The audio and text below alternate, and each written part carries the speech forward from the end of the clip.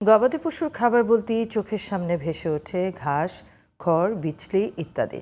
কিন্তু কক্সবাজার শহরে গরুগুলো খাচ্ছে পলিথিন, প্লাস্টিক, কাগজ, ওয়ান টাইম প্লেট, গ্লাস ইত্যাদি।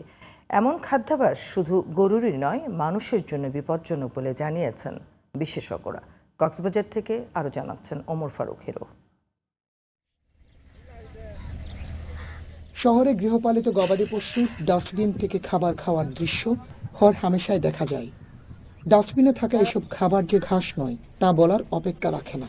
ক্ষুধার্ত গরুগুলো ডাস্টবিন থেকে পলিথিন, প্লাস্টিক, কাগজ, ওয়ান টাইম প্লেট, গ্লাস ইত্যাদি খাচ্ছে। প্রতিনিয়ত দেখা এই চিত্র শহরবাসীর কাছে স্বাভাবিক ঠেকলেও সচেতন মহল ও বিশেষজ্ঞদের মন্তব্য ভয়াবহ। এই প্লাস্টিক খাওয়ার পরে তাদের আপনার যে ডাইজেস্টিভ সিস্টেম আছে, আপনার বিভিন্ন সমস্যা হচ্ছে। আপনার সমস্যা হলে গবাদি পশুগুলো অসুস্থ হয়ে যাবে।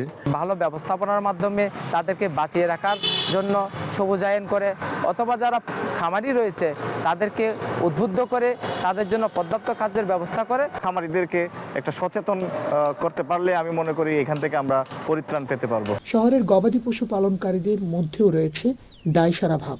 জন্যই তো সেজন্য এখন ছাড়ে দিই, কারণে মোটামুটি এদিকে চলে আসে।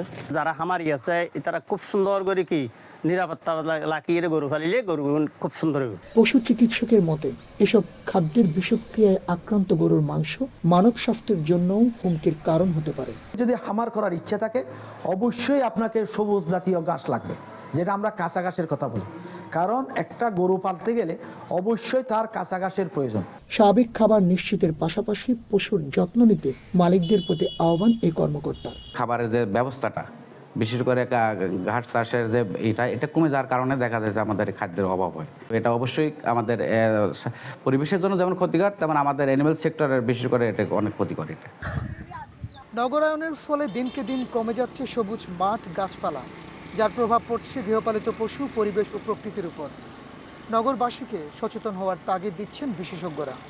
Omar Faruk Hiro, GTV news, Cox's Bazar.